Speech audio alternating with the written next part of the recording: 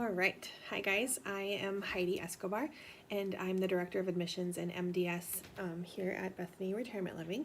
And today we are going to talk about ADL documentation. ADL documentation is super important in your daily charting.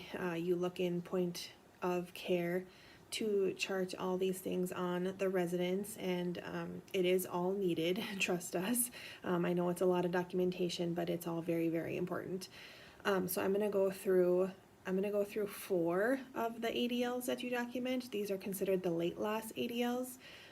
So the first one is bed mobility, and that is how the resident moves to and from a lying position, turns side to side in bed, or in their recliner, their alternate sleep furniture. So anything that happens in bed would be coded under bed mobility. Remember to think about how many staff member you are using to code or to complete the task as well, because if you're turning somebody that's kind of hard to turn, you're going to want to have another staff member with you for ease of the procedure and to eliminate any sort of staff injury. So make sure if you're using 2 people to help boost or roll or anything like that, that you code 2 people. The next ADL that I'm going to talk about is transferring. So this includes transfers to and from all surfaces. So from the bed to the wheelchair, from the wheelchair to the bed, for standing up into a standing position, to start walking, from the wheelchair to a recliner to wheelchair. So any sort of transfer except on and off the toilet, okay? Transferring on and off the toilet is part of toileting. So you have to remember that, okay? So that was transfers. So then let's go into toileting. So this is how the resident uses a commode, a bedpan, the toilet, or the urinal. Transferring on and off the toilet is included in toileting. How they cleanse themselves or how you cleanse them is considered toileting. Okay, changing the pad, if they do it themselves, if you do it, that's coded under toileting. Managing any sort of ostomy or catheter, or adjusting the clothes, pulling the clothes up and down, helping with the belt, helping with the zipper, that's all part of toileting, okay? Do not include any sort of emptying of the bedpan or the urinal or the catheter here, okay? Emptying is just something that we do. That's not counted in toileting, okay? In this one too, remember to code how many people it took to transfer from the wheelchair to the toilet.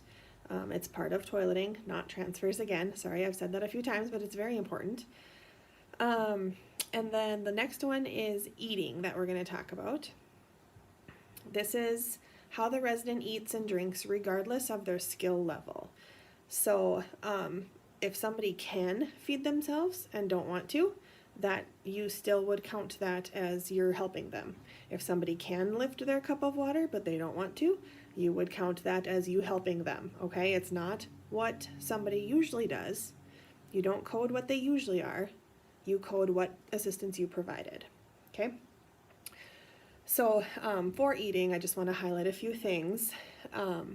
If all you're doing is bringing the resident to the dining room and they can do everything themselves, that is independent. If all you're doing is bringing them the tray, so we deliver all trays here, right? We're ordering the food and bringing it to them. If all you're doing is bringing it to them, that is considered no setup assist, okay? Setup assist would start when you open containers. Maybe you're opening a milk container, you're opening crackers, maybe you're cutting their meat, buttering their bread. That's setup assist, okay? Also, just because we require people to be in the dining room to watch everybody eat that doesn't mean you are supervising everybody, okay? Supervision is only when you are telling somebody to take a bite or take a drink, slow down, when you're actually talking to them and cueing them on how to do the procedure. That would be supervision, okay? So those are just a few helpful hints on the 4 late loss ADLs. Now I'm going to go through the other side of coding, which is independent, supervision, limited, extensive, and total assist, okay? So obviously independent means that the resident can complete the task all on their own. You are doing absolutely nothing, okay? Absolutely nothing. Independent, okay? Supervision is assistance from the shoulders up. So your eyes are on and you're only talking. You are not using your hands, not at all, okay? That's supervision. Supervision can be coded with no help, no setup assist, or just setup assist. You can never ever code supervision assist of 1 or assist of 2, because if you're coding assist of 1 or assist of 2, that means you are physically helping them, and if you are physically helping them, you are not supervising, okay? Going to limited assist, that is non-weight bearing assistance. So that is not using your muscles. You are guiding the resident to help them do something, but you are not providing any sort of muscle. That is the key word, muscle, okay? Limited assistance cannot be combined with setup, cannot be combined with no setup, and really should not be combined with assist of 2. Because if you have to have 2 people, then you are more than likely not doing limited assistance, okay? Extensive assistance is weight-bearing assist. So you are using muscle to help the resident do the task, okay? This can be charted with assist of 1 or assist of 2, okay? If both of you are using muscle, then you have 2 people to do the task. And then total assist is that the resident is not helping at all. The staff is doing the entire procedure or task for the resident completely. Total assistance, an example would be a Hoyer lift. The resident is not helping with that transfer at all. So that is a total assist of 2. 2 people have to be present for a Hoyer lift, okay? For a standing lift, that would be extensive assist of 1 or 2, I guess, if you have 2 people there. But the resident is standing during that standing lift. So that means they are helping with that transfer. So that is an extensive code right there. I'm going to go through just a few frequently missed things, and then I'll wrap up this session here. But remember that lifting somebody's legs into bed, in and out of bed, is part of bed mobility. And if you are lifting their legs, you are doing muscle assist. So that would be an extensive assist. Anytime you have 2 people doing a pivot transfer, you are more than likely lifting on that gait belt. That is an extensive assist. Rolling on and off the Hoyer sling is part of the transfer, so just know that.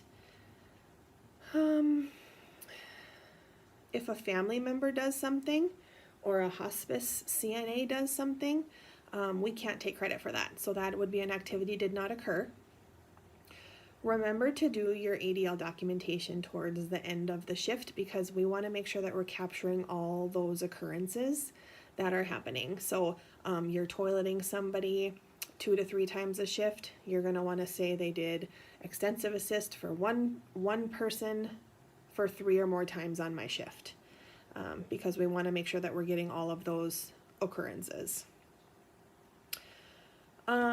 Let's see if I can go through a couple more here. A resident is able to put on her nightgown, but she cannot tie it. So if you're just tying the nightgown, that would be extensive assist. Staff open a milk container and cut the meat for the resident to eat.